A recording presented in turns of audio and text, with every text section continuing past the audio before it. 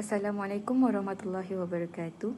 Kami kumpulan 7 daripada CS06 akan membentangkan tentang topik 1 iaitu kesedaran budaya dan tanggungjawab media di Malaysia menurut perspektif Islam. Berikut merupakan ahli-ahli kumpulan kami iaitu Yasmin Nabiha, Wafa Dalila, Azmina, Ain Najiha dan saya Nurdini Sofia. Saya akan mulakan dengan membentangkan pengenalan tentang topik kami. Apa itu budaya? Istilah budaya ini diambil daripada bahasa Sanskrit iaitu budi yang bermaksud berkemampuan untuk membina dan mempertahankan kebijaksanaan atau pemahaman mengenai diri. Ia juga hadir daripada akar perkataan budi iaitu bud yang memberi makna memberi perhatian.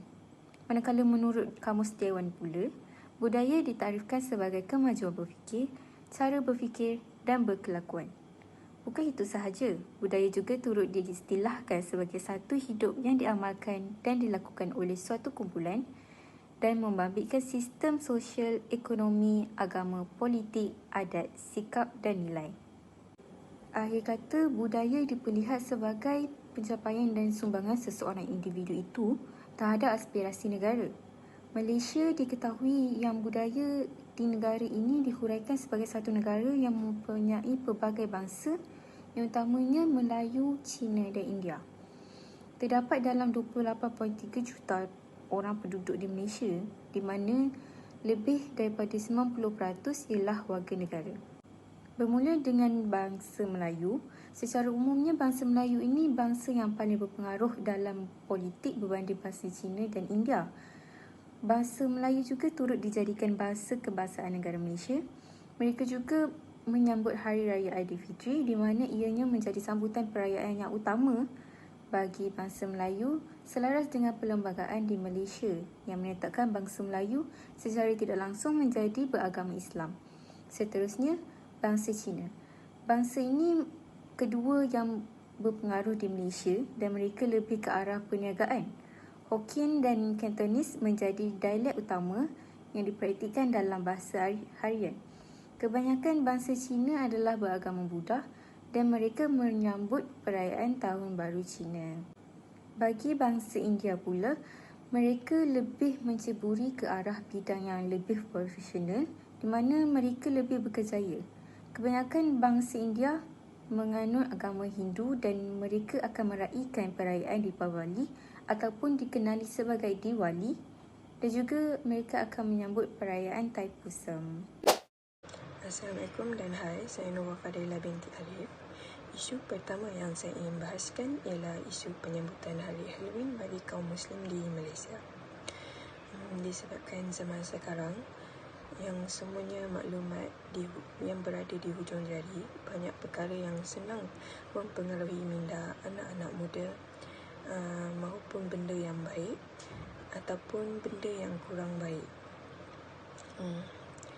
Isu ini dibangkitkan apabila baru-baru ini negara barat telah menyambut hari Halloween. Ada juga sesetengah orang Islam di negara kita juga turut terjebak untuk menyambut hari Halloween. Walhal mereka sudah tahu mengenai hukum menyambut perayaan itu bagi orang Muslim. Justru itu, apabila budaya yang sebegini dinormalisasikan oleh anak-anak muda di Malaysia, ianya akan menjadi salah satu masalah bagi umat Islam di masa hadapan. Berdasarkan isu penyambutan Hari Halloween bagi masyarakat muda Islam di Malaysia, antara punca-puncanya ialah yang pertama, terlalu mahu mengikuti trend untuk memakai kostum yang dilihat oleh mereka di sosial media. Isu ini juga boleh dikatakan salah satu pengaruh sosial media seperti melalui platform TikTok yang menjadi pilihan anak-anak muda zaman sekarang. Ianya boleh mempengaruhi mereka apabila melihat video-video dari negara barat yang menyambut hari Halloween dengan memakai kostum-kostum.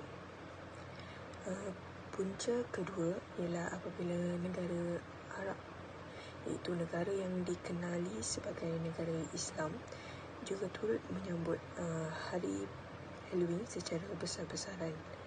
Hal ini akan menyebabkan masyarakat muda Muslim di negara kita merasakan sambutan hari Halloween itu dibolehkan oleh Muslim. Seterusnya, punca ketiga ialah mudah terpengaruh dengan benda-benda viral yang dilihat di sosial media tanpa memeriksa hukum hakam sesuatu perkara sebelum melakukan perkara tersebut. Tindakan sekademikian boleh terjadi kurang terlalu taksub sehingga gagal membuat pertimbangan yang wajar. Akhir sekali, ianya boleh dikatakan juga disebabkan gadget dan sosial media ialah sumber rujukan anak-anak muda zaman sekarang, dan tidak semestinya kandungan yang positif, malah sebahagian besar menjadikan aplikasi itu untuk mengakses perkara yang negatif dan juga tidak berfaedah. Contohnya, para remaja ini mengikuti trend apabila melihat para influencer juga turut memakai kostum tanpa mereka menyedari akidah mereka boleh terpesong.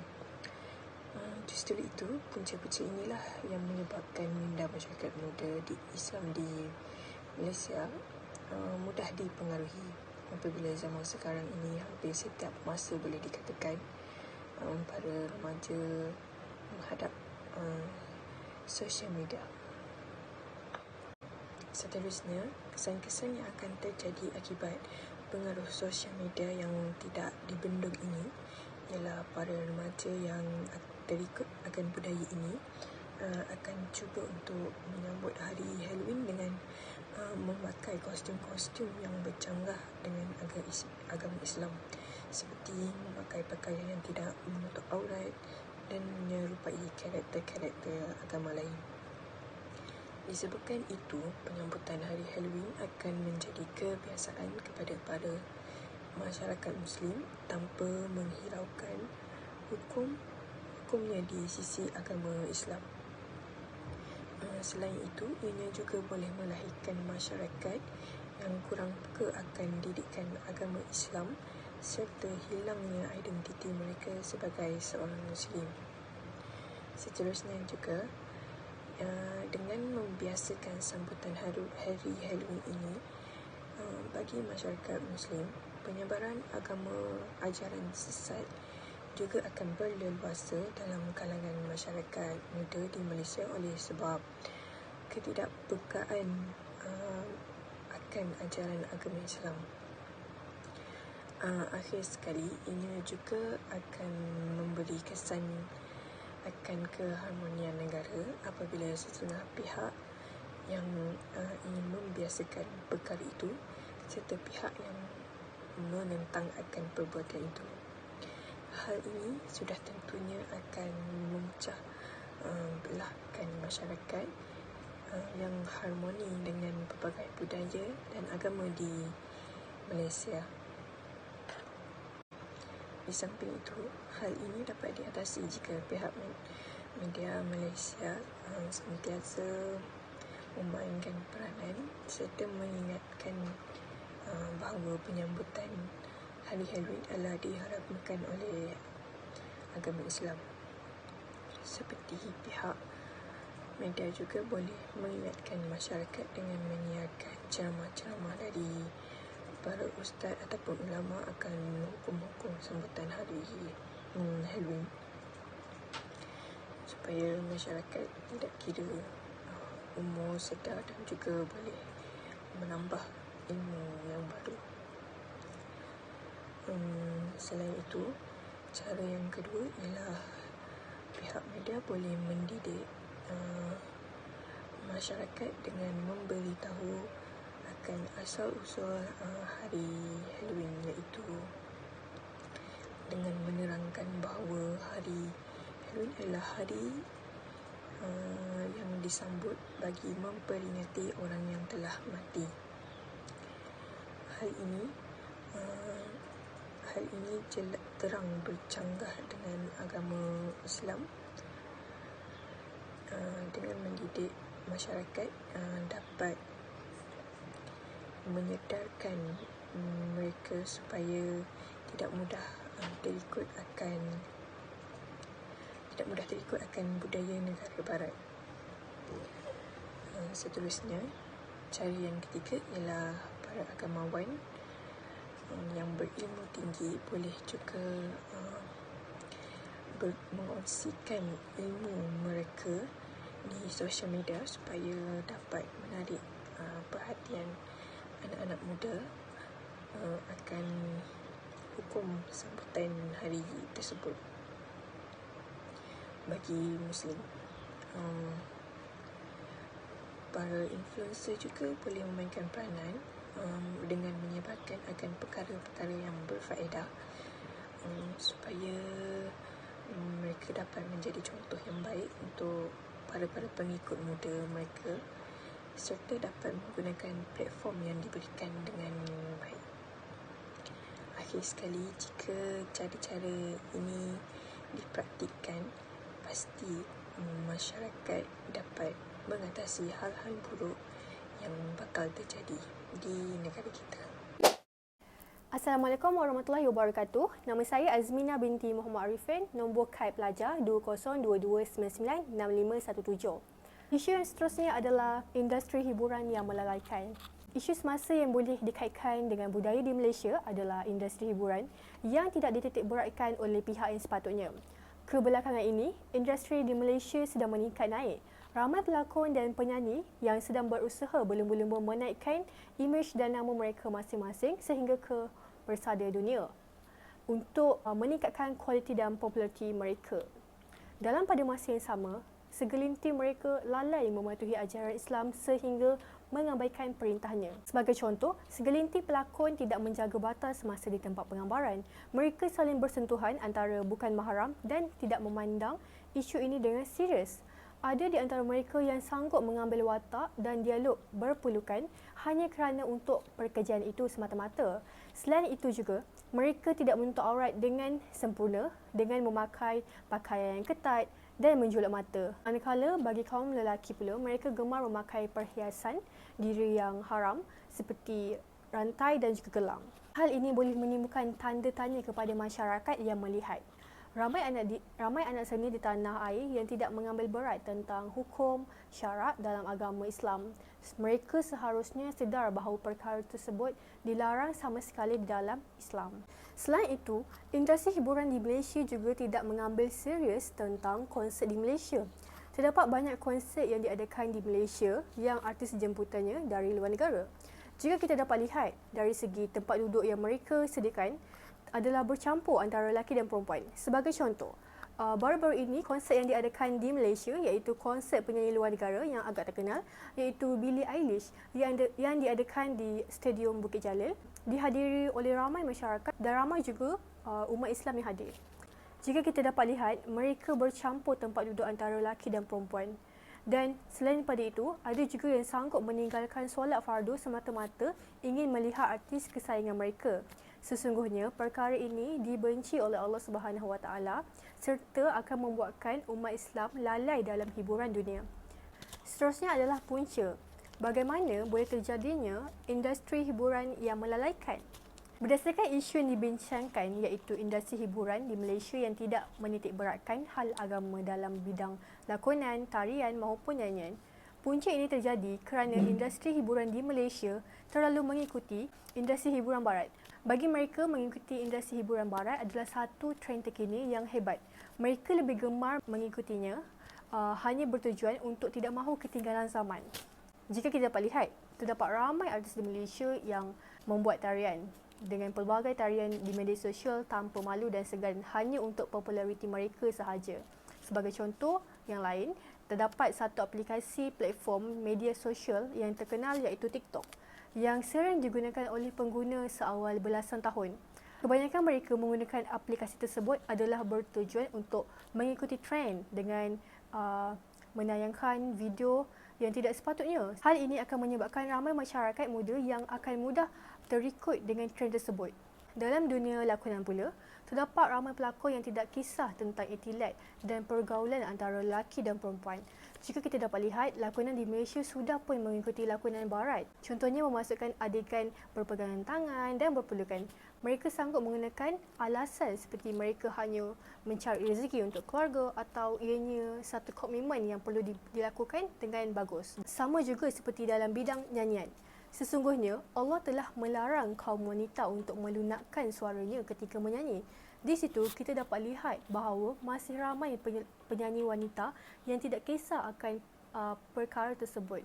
Sedangkan dia tahu hukum nyanyian itu adalah haram bagi wanita.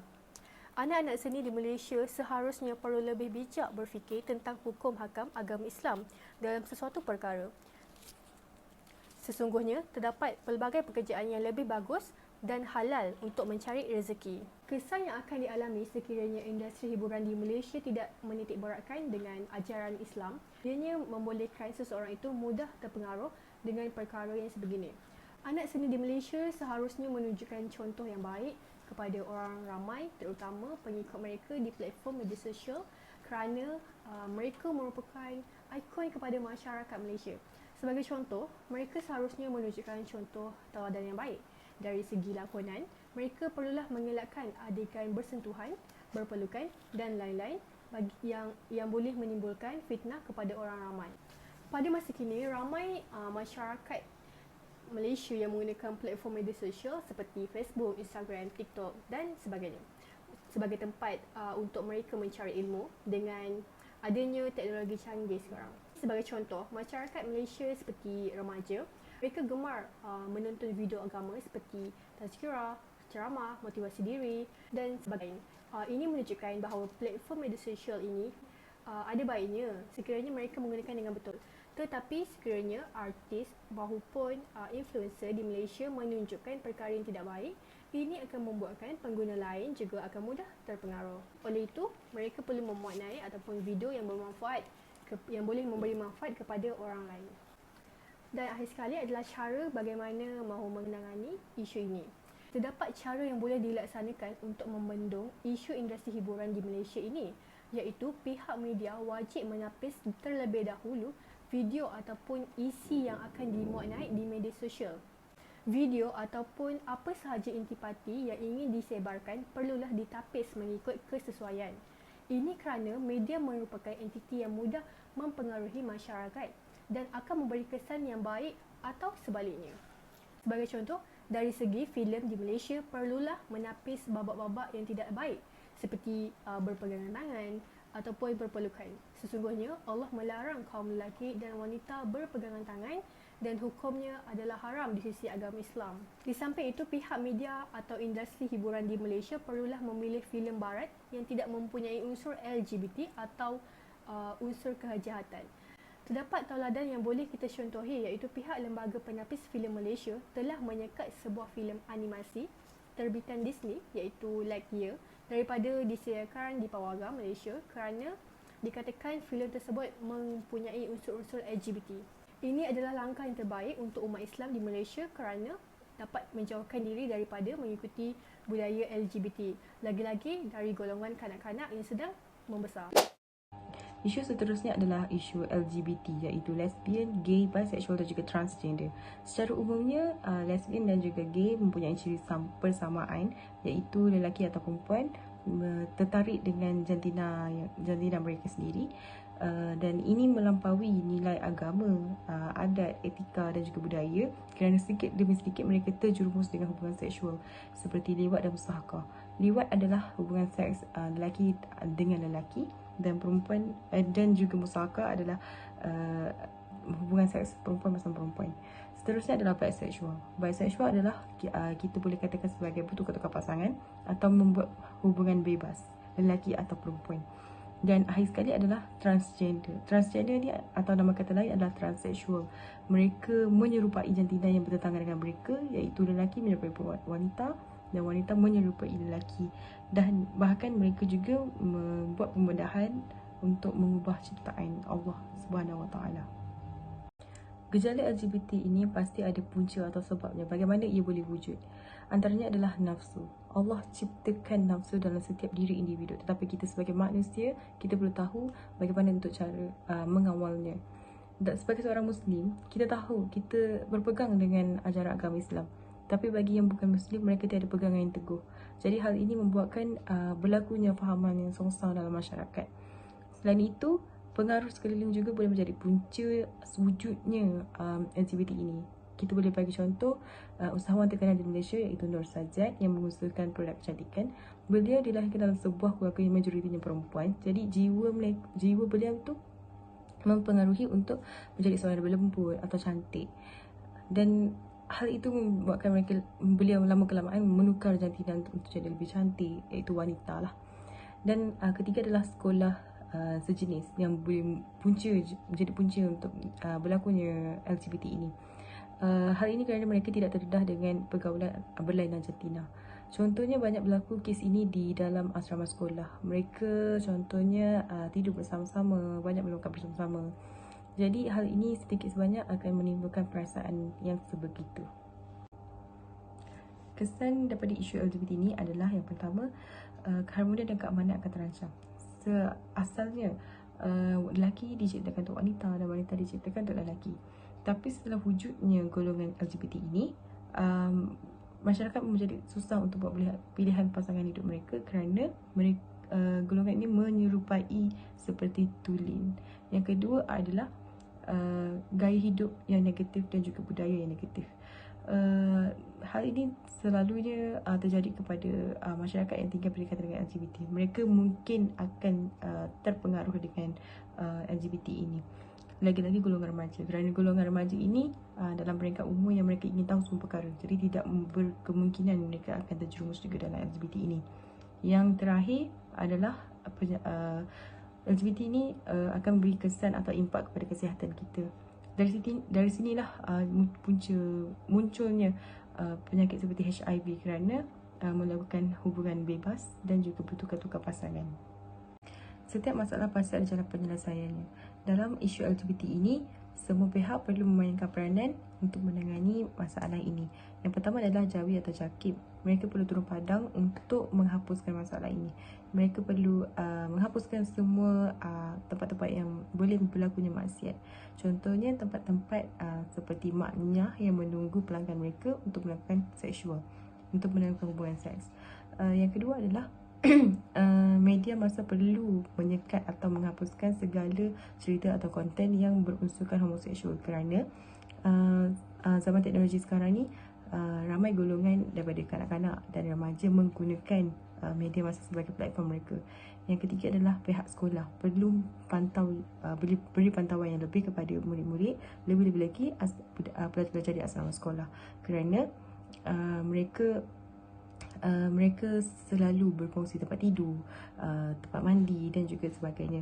Yang terakhir adalah ibu bapa perlu beri didikan agama yang lebih lagi kepada anak-anak supaya mereka tahu mengawal diri mereka daripada terjerumus dalam pergaulan bebas. Dan ibu bapa perlu menitik beratkan ilmu akidah dan juga ibadah dalam diri anak-anak. Pada era globalisasi ini, dunia semakin canggih dan teknologi semakin berkembang pesat. Ianya bagaikan suatu perkara yang normal untuk kanak-kanak seawal umur 3 tahun memiliki gadget seperti iPad. Ianya boleh menyebabkan hubungan kanak-kanak bersama ibu bapa menjadi semakin renggang dan perkembangan mereka juga boleh terbantut. Namun begitu, bukan kanak-kanak sahaja, orang dewasa juga mempunyai masalah bersama gadget. Penggunaan gadget yang melampau boleh menyebabkan mereka tidak boleh hidup tanpa gadget. Rata-rata masyarakat Malaysia sekarang menghabiskan masa sebanyak 6.6 jam bersama gadget mereka. Dan bukan itu sahaja, Malaysia juga telah dikategorikan sebagai negara yang ketiga paling tinggi yang mempunyai ketagihan gadget. Terdapat pelbagai punca yang boleh kita bincangkan untuk masalah budaya gadget ini. Yang pertama, kanak-kanak seawal usia yang masih kecil telah diberikan gadget oleh ibu bapa. Kebanyakan ibu bapa sekarang mengambil jalan mudah dengan memberikan gadget kepada anak-anak kecil mereka supaya anak-anak kecil itu tidak mengganggu kehidupan seharian mereka. Di samping itu, kebanyakan bank zaman sekarang juga telah banyak menyalahgunakan bantuan kerajaan yang diberi. seperti baru-baru ini peranti siswa yang telah diberikan kepada ramai pelajar telah banyak disalahgunakan oleh pelajar yang mendapatnya. Seperti contoh, ada yang pelajar menjual peranti siswa tersebut dan ada juga menggunakan peranti siswa tersebut sebagai dengan melayari perkara-perkara yang tidak bermanfaat. Selain itu, masalah ketagihan orang dewasa terhadap gadget juga sangat membimbangkan. Kebanyakan masyarakat dewasa zaman sekarang tidak boleh hidup tanpa telefon bimbit mereka dan hanyalah menggunakan telefon bimbit mereka 24 jam sehari. Mereka melayari perkara-perkara yang tidak bermanfaat dan juga bermain permainan video seperti PUBG dan Mobile Legends. Dan juga ada juga yang melayari perkara-perkara yang tidak elok seperti pornografi. Terdapat pelbagai kesan untuk masalah budaya gadget ini. Yang pertama, perkembangan kanak-kanak akan menjadi terbantut dan mereka boleh mengalami lambat pertuturan, iaitu speech delay. Disebabkan budaya gadget yang melampau daripada kecil, kanak-kanak ini tidak berinteraksi dengan rakan-rakan sebaya mereka dan boleh menyebabkan perkembangan mereka terbantut dan mereka akan mengalami speech delay. Selain daripada itu, kanak-kanak dan remaja juga boleh menjadi pemberontak apabila kita tidak memberikan gadget kepada mereka ataupun kita tidak membelikan gadget kepada mereka seperti rakan-rakan mereka yang lain. Di samping itu, kanak-kanak dan remaja ataupun belia juga akan menjadi susah untuk berinteraksi dan bersosial dengan rakan-rakan sebaya mereka kerana mereka terlalu berkerap dengan gadget mereka dan menyebabkan mereka tidak berinteraksi dengan rakan-rakan yang lain, menyebabkan mereka susah untuk bersosial dan menjalani kehidupan seharian. Bukan itu sahaja, masalah ketagihan orang dewasa juga akan membuatkan mereka terbawa-bawa hingga ke tidur dan juga menyebabkan ibadah mereka tidak khusyuk kerana sering teringatkan apa yang mereka buat bersama gadget mereka.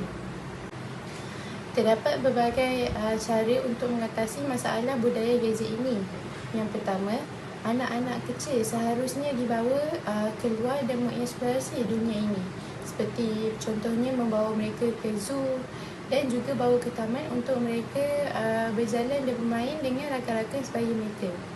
Di samping itu, kita juga perlulah mengetatkan pengawalan gadget di sekolah seperti mempunyai had di rangkaian wifi di sekolah. Di samping itu juga, untuk remaja dan belia yang berada di rumah, ibu bapa juga hendaklah meletakkan peraturan kepada mereka dan juga had penggunaan kepada mereka. Contohnya, dalam sehari ibu bapa memberikan kepada mereka jumalah 1 jam untuk bermain dengan gadget mereka. Seterusnya, untuk orang dewasa pula, kerana mereka sudah dewasa, mereka haruslah mempunyai kesedaran sendiri untuk mengawal apa yang mereka buat dan apa yang mereka lihat di dalam gadget mereka. Jadi, budaya yang diterapkan di negara Malaysia pada awalnya sangat indah. Tetapi sayang seribu kali sayang, budaya pada masa kini semakin hari semakin menyimpang dari arah yang sepatutnya. Apa yang menghampakan lagi, budaya sekarang ini lebih tertarik dengan budaya yang diperkenalkan di barat. Jadi, budaya di negara kita perlulah diberi kesedaran tentangnya. Semua pihak perlu memainkan peranan dalam usaha untuk kembalikan budaya yang beradab ini. Dan jika kita lihat, media adalah platform yang penting dan memikul tanggungjawab yang besar dalam usaha untuk menangani isu ini. Pelbagai cara boleh dilakukan oleh pihak media di Malaysia. Sebagai contohnya, media boleh berusaha menjalankan kempen-kempen untuk menyampaikan betapa pentingnya kesedaran budaya di negara kita. Ianya juga boleh dilakukan dan disebarkan dengan penuh beretika dan kreatif agar dapat menarik perhatian semua kaum. Kalau boleh, ianya harus dijalankan dengan menitik beratkan cara ianya akan disampaikan dengan tidak menyentuh isu-isu yang sensitif bagi setiap kaum agar tidak menimbulkan perpecahbelahan. Pihak lain juga turut digalakkan memberi sokongan dalam misi menjayakan kempen ini. Sekian, terima kasih.